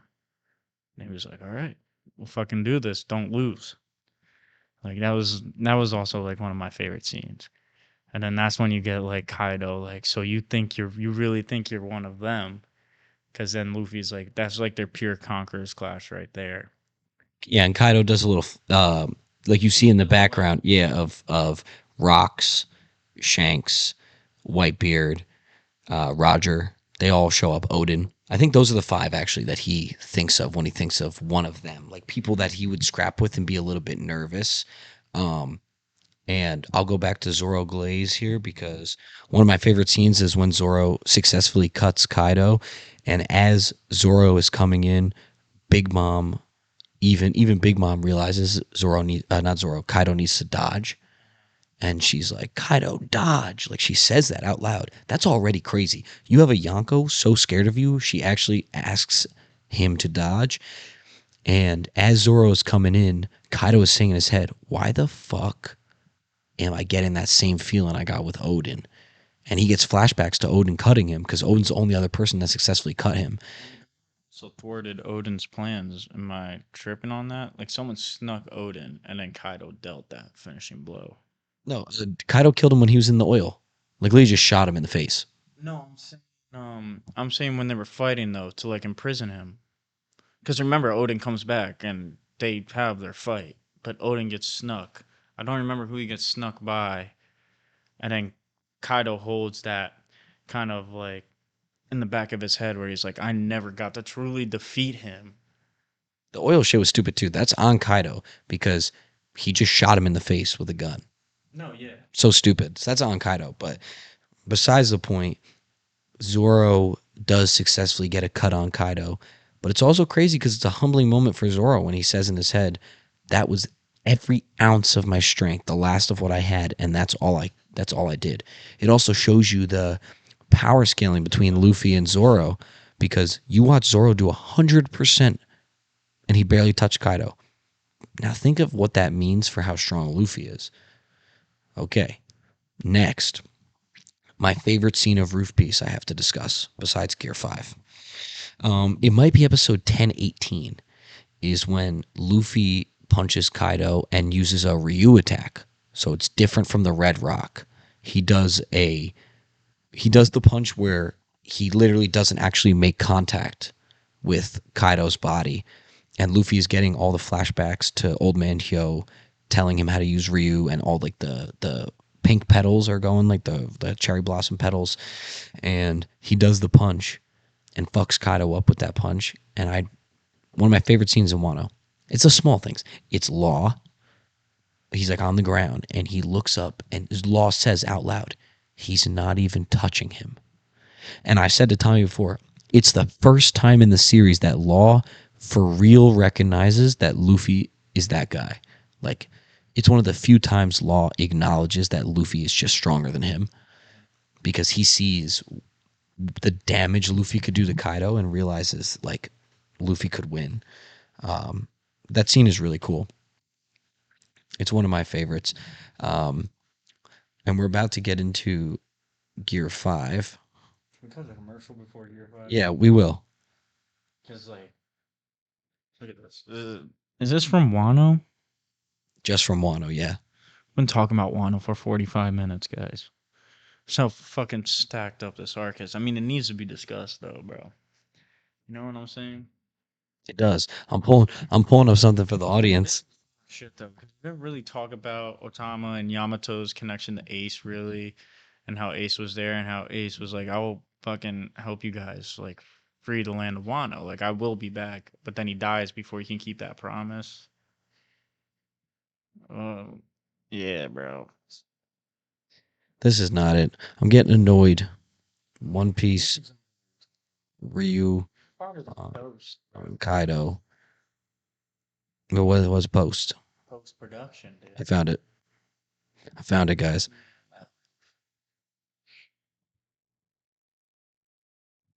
Yeah. Here we go. Oh, it skips. He's not making contact.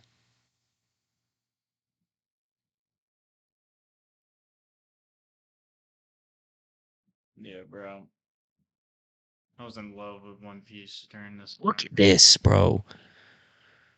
Fuck. Allow the unused hawk in your body to flow to your fist. He's not touching him, bro.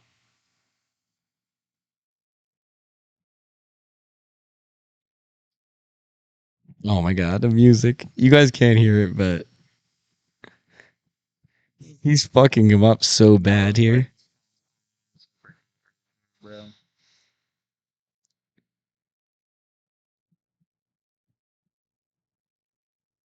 Okay, that's law. He didn't even touch him. Just like I said, that's what law says. He knows he got packed up. Beautiful. I'm pretty sure the name of the episode is Luffy, the man who will become the king of the pirates. I feel like that's the name of the episode. That's either that one or when he walks past them and talks to Kinemon. That also might be the title of that episode. I don't remember. Anyways, we're about to go into Gear 5. Yes, we can do a brief commercial break before that because we just did another 47 minutes of content. Goodbye. Well, not goodbye, but see you after.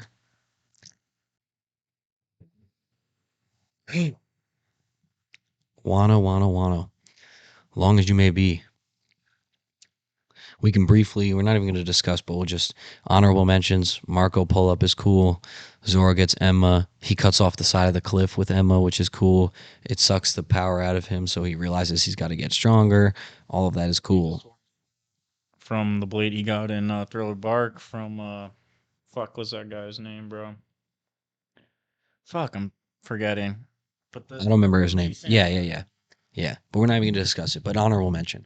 Um, it's getting late, so it's 12:20 a.m. Gear 5. Gear 5 was, think about it. You haven't had another gear since Gear 4, which was in Dressrosa. So that's like, what, like 400, 500 episodes ago. And Luffy fucking dies. I mean, the guy dies. Spoiler alert, he dies. CP0 comes in, and Kato gets a flashback to how, like you said, how Odin, his fight with Odin got fucked up and it annoyed him, but Luffy came back. You see Zunisha tweaking because he hears the drums of liberation for the first time in 800 years. And the drums of liberation is one of my favorite parts of Gear 5. I love that beat.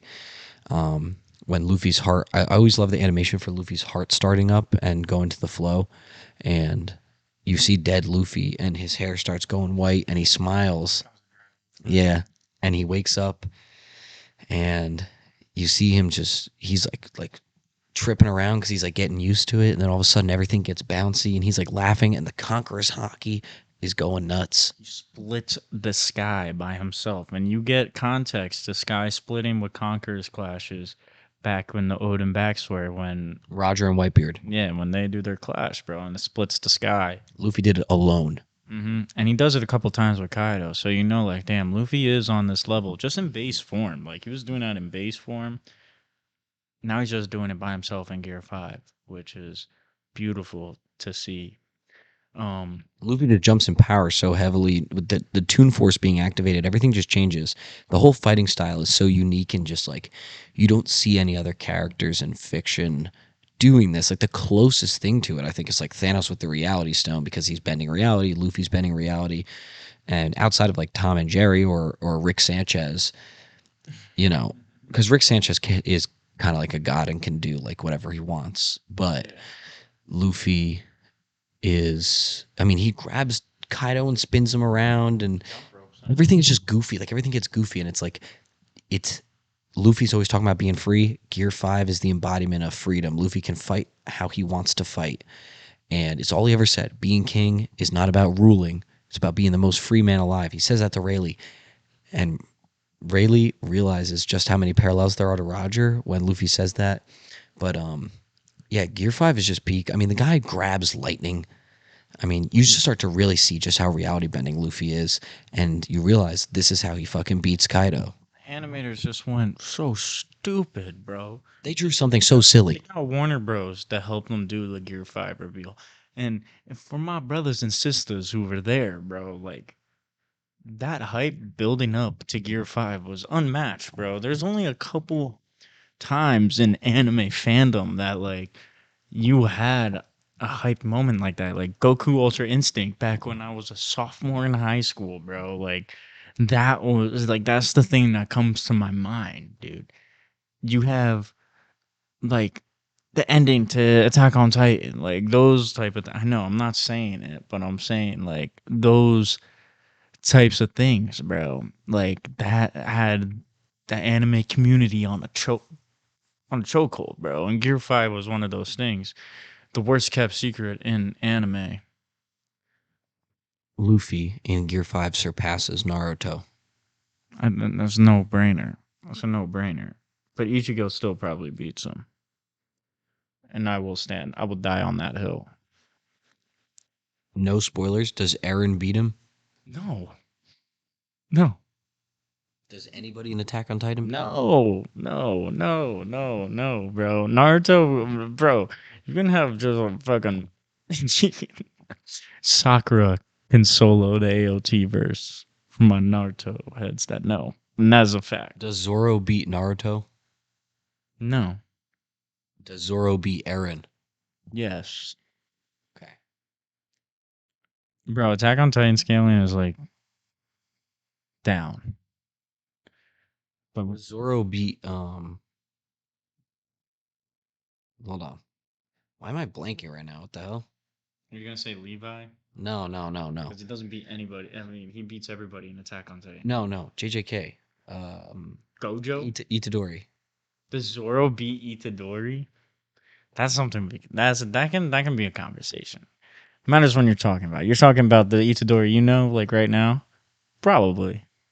Yeah. Does he beat Gojo? No. Luffy beat Gojo? I think so. I think so. If he could touch him. I think he would peel infinity off of That's what him I think too. He could like a manipulate- blanket. Yeah. And then he'll fucking throw Gojo on his own shit and just bonk him around a couple times, bro. I can see Luffy toying with him in Infinity, bro. I don't know. I don't know. These are maybe we'll do a whole anime battle royale, like same way we did the video game thing at some point. Maybe when I get back. Maybe that can be my return episode once you got a couple more animes under your belt. But yeah, no. Luffy is stupidly broken. This was one of the most hyped moments in anime history. Definitely the most hyped in One Piece history. No doubt about it. And yeah, it was just this is why I truly love Wano so much, cuz just the culmination of I said it before, but just like my journey with One Piece. It felt like I had I mean, it's still going to be going on, but you're at Wano and you see your gear 5, Luffy says this is my peak, you're like I'm at the end now. The end is coming. And it's wrapping up so well. The way everything is kind of folding in on itself and the way everything's playing out, it's just so beautiful. And Gear 5, out of all the power ups I've seen in anime, it 100% is my favorite because it just represents Luffy's character so well, in my opinion. Which is another big thing. Like, a lot of these power ups in, like, other animes is kind of just like, it doesn't really coincide with the character as much. Like, you can argue with Naruto. I know you're gonna watch it, so I'm not gonna harp on it too much. But like you can draw ties in Naruto being like that. You can even do it the same with Bleach, but not as much with Bleach in my opinion. But especially but I think One Piece 100% did like the big power up the best out of all of them. Like Oda never did it conventionally. There was no training arc before the power up. Unless you want to call it the time skip really, but like you don't really see what Luffy's like truly training like until or like what skills he's trained throughout the time skip until Dressrosa 300 episodes later. He whips out Bounce Man, Whole Cake Island, Snake Man, Take Man. So it's like one of those things where it's like very unconventional, but it also makes it better. And with him not really having to train Gear 5, and it's just sort of like the awakening of the fruit. It was built up before our eyes, this whole arc. All these big players, his peers have awakened devil fruits. Luffy hasn't awakened his devil fruit yet. And it's just beautiful. I love the character design for it too. I love the white drip. I hope that doesn't change, honestly, because it's one of the most aesthetically pleasing power ups, I would say. You also find out that it's not a gum gum fruit from the world government. Hito Hito no Mi. Model Nika. Mhm. It's a mythical human fruit modeled after the sun god. So you realize that more or less Luffy has a god fruit. Yeah, the God, I like that. I like that. And then it also leads me to think Blackbeard The darkness fruit is on the same tier. All right, that's just me though. That's just me though. For my manga readers, I'm not saying a word, but just by the mention of Blackbeard, there's new theories.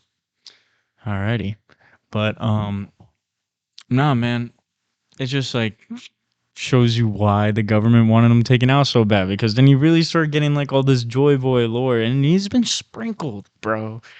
It wasn't really even talked about. Like Joy Boy has been sprinkled throughout this post time skip saga, bro.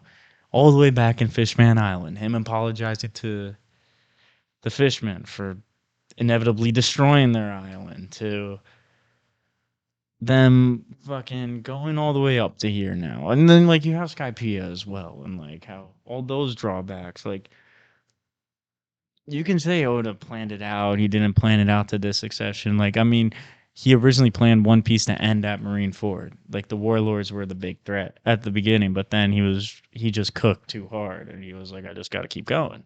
So like shit, man. Just seeing how Gear 5 works, seeing Luffy at his peak, seeing everybody react to it and not really even know it's Luffy because it's just so outlandishly crazy is also one of my favorite things about it. And he packs him up, he beats him, shoots him to the core of the earth. Mm-hmm. And then Long Kid also do the same with Big Mom. That's also like one of my like Wano is just so beautifully animated because it's such a good representation of how Law's fruit works. In my opinion, I'm not how Law's fruit works. Just how like how awesome he utilizes Gamma it. knife, bro, gamma knife. Nah, he did. What was it? Shock Willie that he does? Isn't that like the big move? His like awakened move where he like brings the sword all the way out and shoots it all the way Yeah, down. yeah, yeah. The sword, and then Vegapunk does not Vegapunk. Kid does the, uh, where he can like change where the gravity's going or the The magnetic pull, magnetism, the yeah. magnetism. Yeah. And so like they do their own wombo combo, which I also really like that fight because Law was there dealing sneaky crits while Kid was the one just like using his like full force strength to kind of like push Big Mom back. Like it was a very good combo between the two. I am a Law stan though, so I will in the back of my mind say that Law carried, but he really didn't. It was just great teamwork. It's like you don't really see that in anime where like Well, also, kid sucks. he does suck, but I think it's also a product of us not really knowing too much about him. You know, we got we rode with Law for this point, 400 episodes, dude. Like truly rode with them, and then like Law also came in, took Luffy out of Marineford. Like there's a Law did a lot of stuff for Luffy in the story. Also, I think I support the theory that I think Kid is a Vegapunk I think that one is interesting. because he has the whole punk energy already, and then also he has the number 7 on his. It's either 7 or 6 on his weapon, and all of the Vegapunk clones are have numbers. And people, the theory goes that Kid represents ambition, like overzealous ambition, which is why you see him always shooting for like insane heights he could never reach. Um, and that he was like the clone that got away, like something like that. Yeah, but then it's also the only contradiction to that theory. I think is that Vegapunk didn't develop the clones till like at least 4 years ago in One Piece timeline. You know. The part of the theory is that the world government made him do ambition first because they didn't want him to have that they didn't want him to have ambition so he wouldn't go against them, so they made him develop the separate ambition clone Hmm. first. Interesting. I do think it's an interesting theory. And Oda doesn't throw numbers out there for no reason, I feel like. So, Shadow 56. yeah, Luffy always rocks 56, right? Who knows? But um I don't know, maybe we that I mean is this when we call it? I mean, we went to they got defeated. yeah, they get 3 billion berry bounties, Yeah. all of them undeserved. Kid. Zoro is on the precipice of 2 billion, I'm pretty sure, right? And then Jinbei has a bigger bounty than Sanji. So Sanji's a fourth placer right now. Robin's 920 920 billion berry bounty up there, almost a billion. So it's almost 5 straw hats with a billion berry bounty. Crazy. That's a true Yonko crew right there. And we also get cross guild. Yeah. Well, do we count that with Wano or do we count that like that's like a? I thought that was like a Wano's over and then it's like one of those like There is, if you look up One Piece arcs, there is no post Wano arc. Doesn't yeah. exist. I know post Wano, but I'm thinking like that would be more considered like Egghead. I guess it's still Wano's. I think, bro, because It's Wano. all right. Well, I was just gonna save it for a bit later till after we ranked it, till like the beginning of Egghead, because you have like all three of them kind of argue on which way they want to go. Kid goes towards Albath. Well, almost missed something. The fourth admiral gets revealed. Green Bull. Green Bull, fucking bitch. Shanks takes him out from 100 miles away. I know, so awesome, bro. Shanks declares that he's going for the One Piece. Ooh, that's how you know it was Final Saga. This Wano's different, bro. I was tripping. And yeah, and then you see Cross Guild. You get the announcement of the new four Emperors of the Sea with Luffy, Blackbeard, Shanks, and Buggy. And Buggy, for some reason, is teamed up with Crocodile and Mihawk. Boom, crazy. And it's awesome too because Crocodile and Mihawk scrapped in Marine Ford, so it just adds another layer to that shit, bro. God, I love One Piece so much, man. And shit, yeah. And I guess we'll just talk about these fights real quick then, like the three major battles that happen. Because would you consider that in Egghead Saga, or would you consider that in Wano? Um, you're talking After about they split from the island. that's 100% Egghead. All right. All those episodes came out with Egghead. That's No, I was just talking about Cross Guild. The Cross Guild episodes, I think, are still part of Wano, but the those people getting packed up, like that's Kid and Egghead. Law getting packed up, is Egghead. Also, what I decided is, um, one, because it's 12:30, but also because it just makes sense. I actually decided we're gonna wait. I don't want to put Egghead on the list until it's over. I'd rather us end on completed arcs, and then when we come back, we can do Egghead when it's done. That makes more sense to me. That point, and then we can just add. The second arc, yeah, yeah, because by that time we do it, that arc, the one that we're currently on in the manga, might even be done. So that's why I think it'd be better if we use the last of our time here to put Wano in, and then do our little changes. Fuck it. You know what I'm gonna do? It is my personal favorite arc in this series. I'm slapping it all the way at the top. I think I think Wano's the best one. I haven't binged it or anything.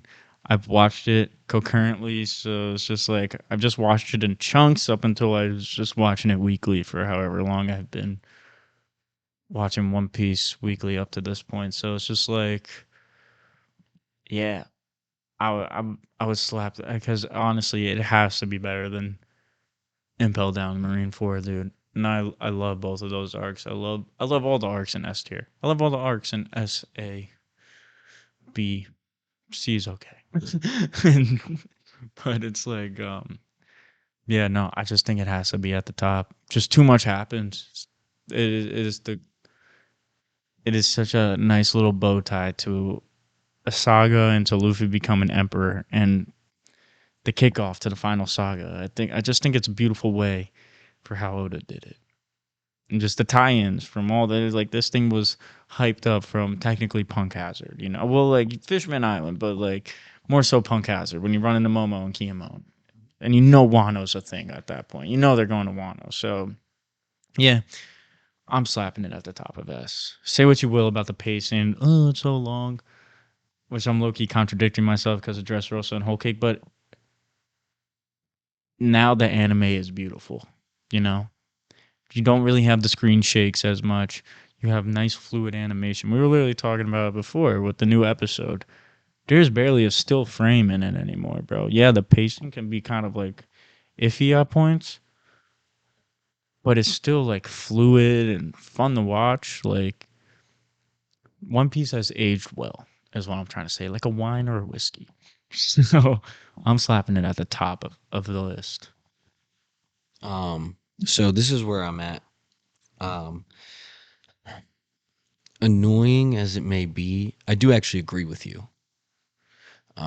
Impel Down is my favorite arc, but you can have a favorite arc and not say that it's the best in the whole show. Impel Down is my favorite, but Wano is objectively better. And I do actually think Impel Down is better than every other arc. I agree with that. But I have to put it in S. I mean, if not for Gear 5 alone, there is, as we just said, we discussed this arc for an hour. It's like everything that happened put together. It is really like just absolutely fantastic, and I think it definitely deserves to be at the top of S. I can't deny that, even if I want to.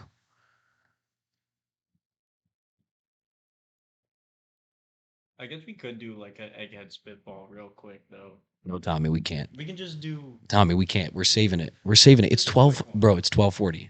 It's 12:40. Nope. I'm cutting him off because we have to still move them around, bro. Right now, Egghead is an S tier, and I'll say that. I'll say that it is S tier right now.